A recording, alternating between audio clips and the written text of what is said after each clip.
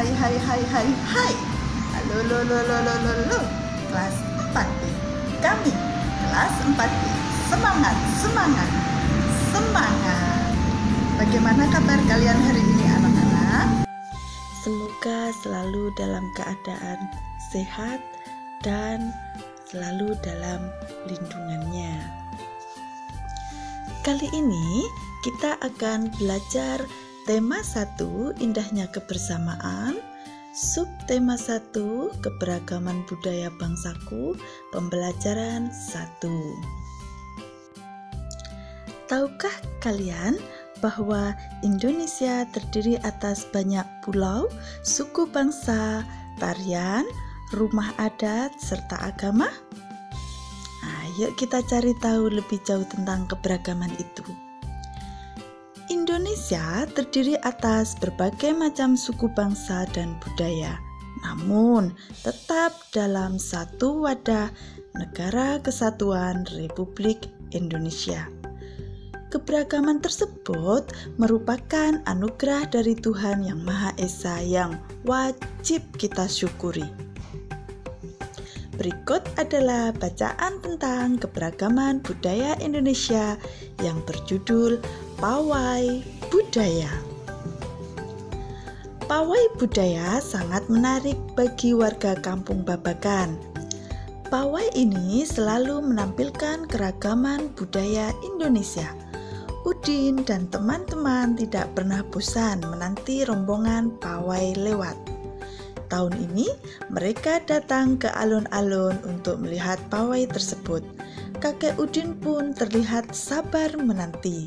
Terdengar suara gendang yang menandakan rombongan pawai semakin dekat. Itulah bacaan paragraf pertama dari Pawai Budaya. Untuk paragraf yang selanjutnya, anak-anak baca sendiri di rumahnya ya. Setiap bacaan biasanya terdiri atas beberapa paragraf. Setiap paragraf memiliki gagasan pokok yang didukung oleh gagasan pendukung. Gagasan pokok adalah ide utama yang dibahas dalam suatu bacaan, dapat berupa kalimat inti atau berupa pokok paragraf. Sedangkan gagasan pendukung adalah uraian atau tambahan informasi untuk gagasan pokok. Cara menemukan gagasan pokok. Yang pertama, bacalah teks dengan seksama. Lalu, temukan kalimat utamanya. Setelah itu, temukan unsur inti dari kalimat utama yang merupakan subjek dan predikat. Unsur inti kalimat utama itulah yang merupakan gagasan pokok. Dari paragraf pertama, bacaan Pawai Budaya, kalimat utamanya terletak pada awal paragraf, yaitu Pawai budaya sangat menarik bagi warga Kampung Babakan. Unsur inti kalimat utamanya tadi terdiri dari subjek dan predikat. Sehingga gagasan pokoknya adalah pawai budaya sangat menarik. Kalian bisa menentukan gagasan pokok dan gagasan pendukung pada paragraf-paragraf selanjutnya. Sebagai warga Indonesia, kita harus merasa bangga terhadap keberagaman yang ada. Menghargai perbedaan merupakan wujud dari semangat persatuan dan kesatuan. Bagaimana cara kita menghargai keberagaman tersebut?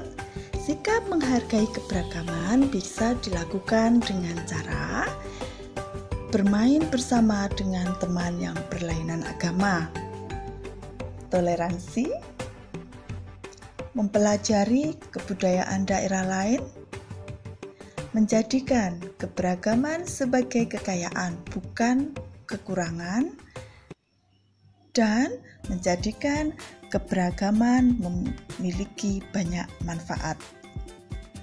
Lalu, belajar dan bermain dengan siapa saja, berteman juga dengan siapa saja, menghormati orang lain yang berbeda keyakinan, senantiasa bertutur sopan dan perilaku santun, memberi apresiasi terhadap keberagaman. Selain kaya akan budaya, tarian, makanan khas, Indonesia juga kaya akan jenis alat musik. Berikut adalah contoh alat musik yang dimiliki oleh berbagai suku di Indonesia. Alat musik suling berasal dari Jawa Barat. Bagaimana cara memainkannya? Cara memainkannya dengan ditiup. Alat musik angklung berasal dari Jawa Barat. Cara memainkannya dengan digoyang-goyangkan. Alat musik saluang berasal dari Sumatera Barat. Cara memainkannya dengan ditiup. Kendang berasal dari Jawa Barat. Cara memainkannya dipukul. Tifa berasal dari Papua. Cara memainkannya dipukul. Alat musik yang dipukul, digoyang, maupun dipetik itu akan menimbulkan getaran. Getaran dari suatu benda akan mengakibatkan udara di sekitarnya juga bergetar. Getaran tersebut menimbulkan gelombang bunyi di udara. Benda-benda yang bergetar akan menghasilkan bunyi. Benda yang bergetar dan menghasilkan bunyi disebut sumber bunyi. Bagaimana cara menghasilkan bunyi yang lebih keras? Cara menghasilkan bunyi yang lebih keras adalah dengan memperbanyak jumlah getaran dalam 1 detik. Jumlah getaran semakin banyak dalam setiap detik, maka bunyi yang dihasilkan akan semakin keras. Jumlah getaran dalam setiap detik disebut frekuensi. Frekuensi bunyi semakin besar, maka suara semakin keras. Sebaliknya, kalau frekuensi bunyi semakin kecil, maka bunyi akan lebih pelan. Bunyi dapat merambat melalui benda padat, benda cair, dan benda gas. Akan tetapi, bunyi tidak dapat merambat pada ruang hampa. Perhatikan benda-benda tersebut. Apabila semua benda tersebut dimainkan, apakah bunyi yang dihasilkan akan enak terdengar? Bagaimana caranya supaya bunyi yang dihasilkan oleh benda-benda tersebut enak didengar? Ya, tentunya dengan kerjasama.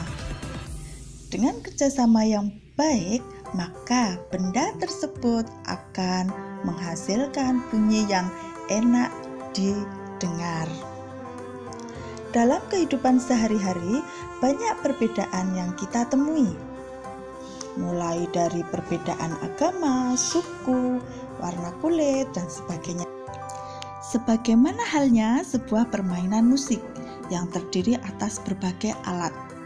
Kehidupan nyata yang penuh dengan perbedaan pun dapat berdampingan dengan baik, asalkan setiap orang dapat saling menghargai keberagaman.